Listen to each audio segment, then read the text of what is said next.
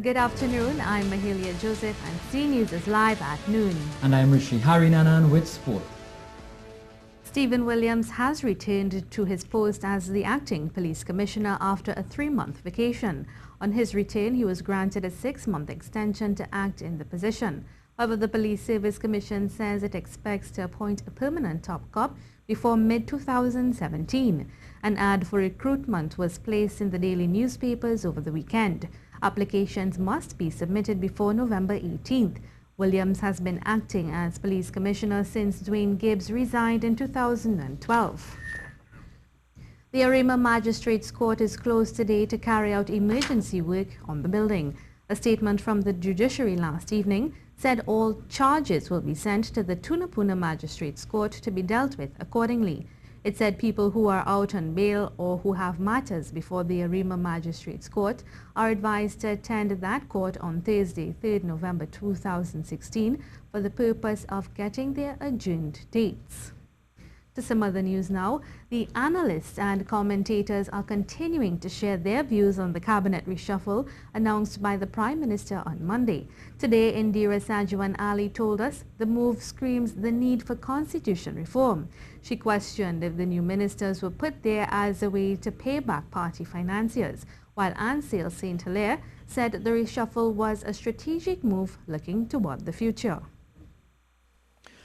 On Monday, after he was sworn in, the new Minister of Works and Transport said under his watch, all clear and transparent accounting will apply to all public funds. However, economist and political commentator Indira Sajuan Ali asks if his word is sufficient.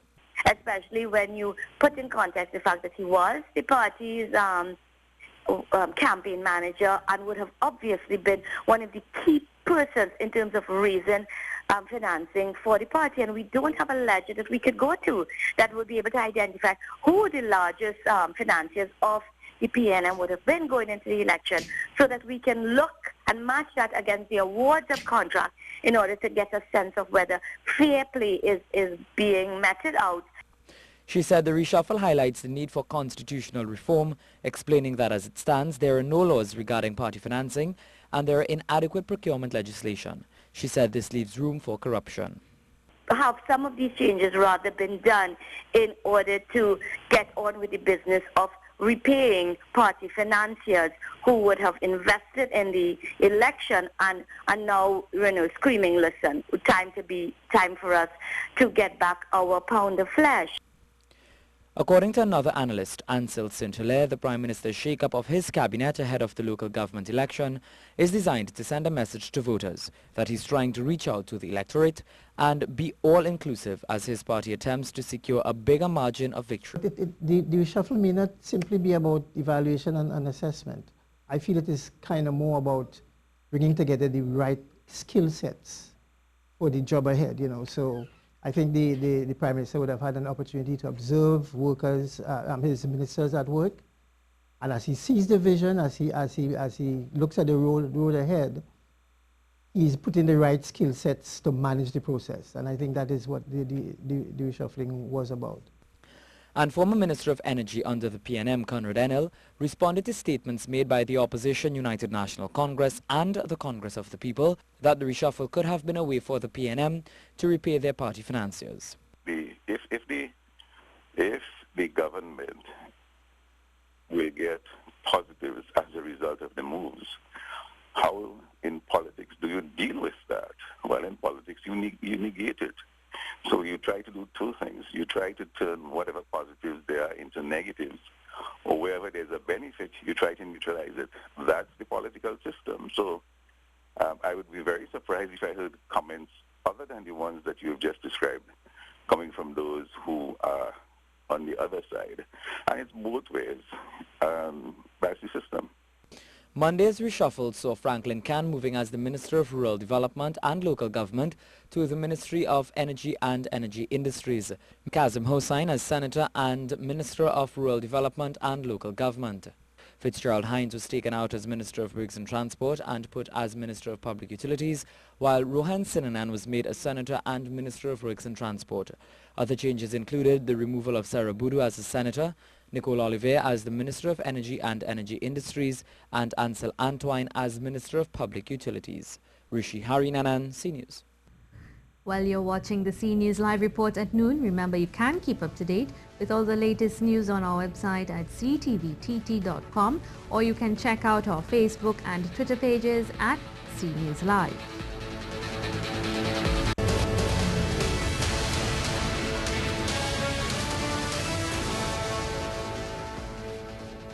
The funeral for Hal Graves, also known as Roy, took place this morning at 10 a.m. at the First Church of Open Bible, Ruth Street in San Fernando.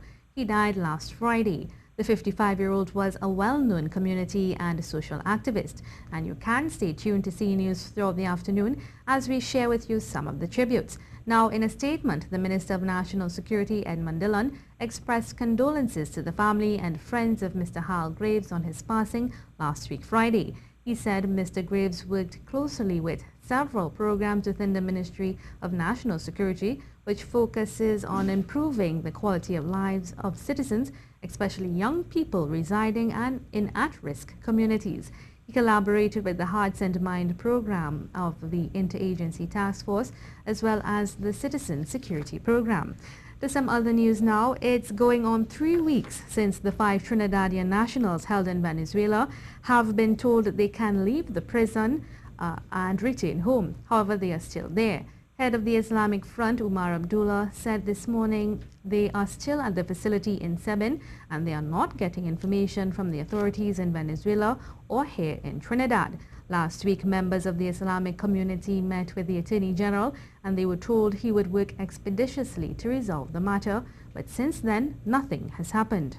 Our discussions with the lawyers there have indicated that it is Sebin's responsibility to transfer the men from that facility to the Immigration Department. However, from experiences in the past, there were instances where the Immigration Department did come and pick up individuals there at the Sebin facility without Sebin taking them there. And also, likewise, Sebin has taken prisoners from there and transferred them to that institution also. All I can say is that the Sebin authorities, they do whatever they want in Venezuela. Nobody is above them. They disregard the courts, the orders of the courts at every given opportunity.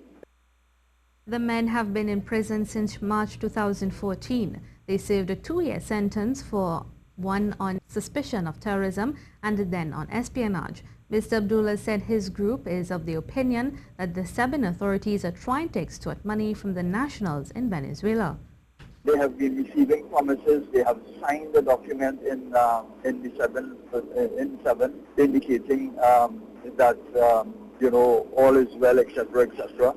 There was one particular clause on that document that indicated that they were personal belongings and the monies and so on was returned to them. That did not happen, and indicated to the Sebin authorities that they would not sign that document. They have to take out that clause. The Minister in charge of Gender and Child Affairs, Ayanna Webster Roy, says she is deeply saddened by the recent reports of children committing suicide. A statement issued by the Office of the Prime Minister said such troubling events are of great concern to the ministry and stakeholders in child development, and certainly to parents and families everywhere. She said there's need for even closer attention to be paid to our children who may be struggling in silence. The minister is asking parents, guardians and teachers to create an environment of open dialogue for children, as childhood should not be a burden, but instead childhood should be filled with love, happiness and a sure and certain hope for a bright future for the nation's children.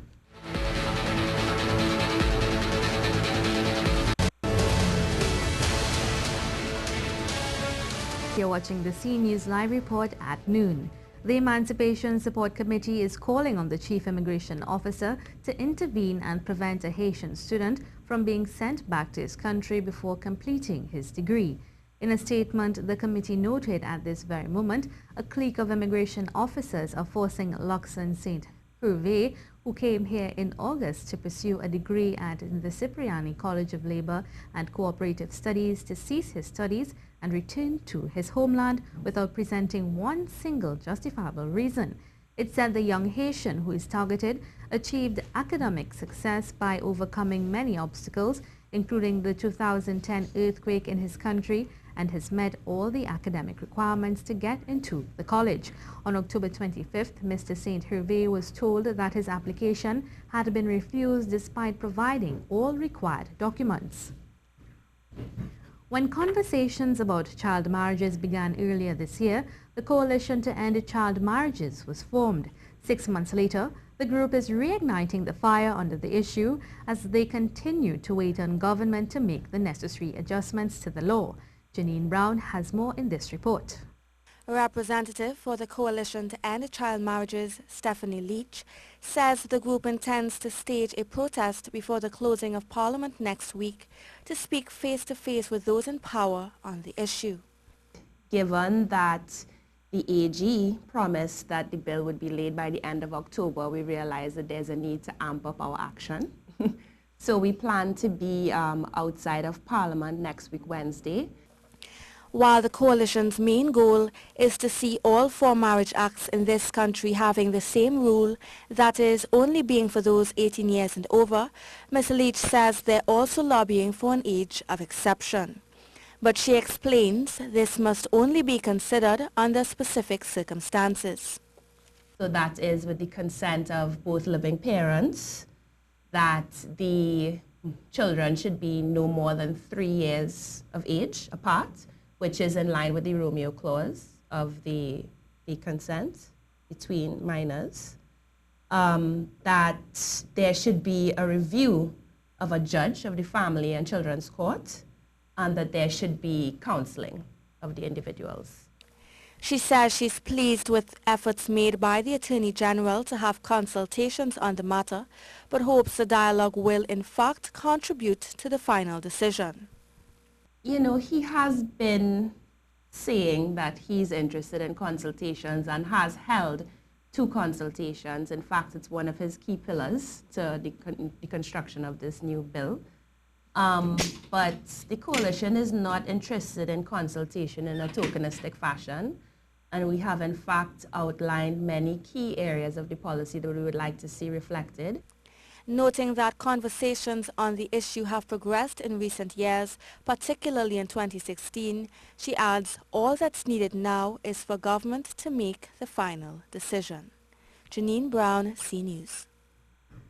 The Solid Waste Management Company Limited has signed an agreement with the joint venture team of Enman Group and Oceans EWS for the pilot phase of a biological wetlands leachate treatment system in Guanapo as one of its Get Into Green initiatives. The pilot initiative will be implemented over the next several months to augment the Guanapo's landfill's existing system, thereby further mitigating the risks of contamination of the Guanapo River. The company said when fully implemented, the biological wetlands leachate treatment system will have the added benefit of enhancing the aesthetic and biodiversity values of the landfill site while providing opportunities for further research into engineered wetlands treatment in Trinidad and Tobago. To some other news now, a joint contingent from the Tourism Development Company and the Tobago House of Assembly will attend the World Travel Market in London from November 7th to the 9th, 2016. A statement from the TDC said the event will be themed, retained from the past, preserved for the future, enjoyed in the present, as it pays homage to global travelers' increased interest in culture and heritage. The focus of the destination's presentations, meetings and interviews will be Trinidad and Tobago's culture vis-a-vis our multicultural cuisine, festivals and unique features, attractions and a way of life. Also on showcase will be our artisan locally made chocolates from Trinidad and Tobago, grown cocoa. Well, that brings us to the end of the CNews Report at noon. I'm Mahalia Joseph. And I'm Rishi Harinan, and Conversations with CNews comes up next. Do have a great afternoon.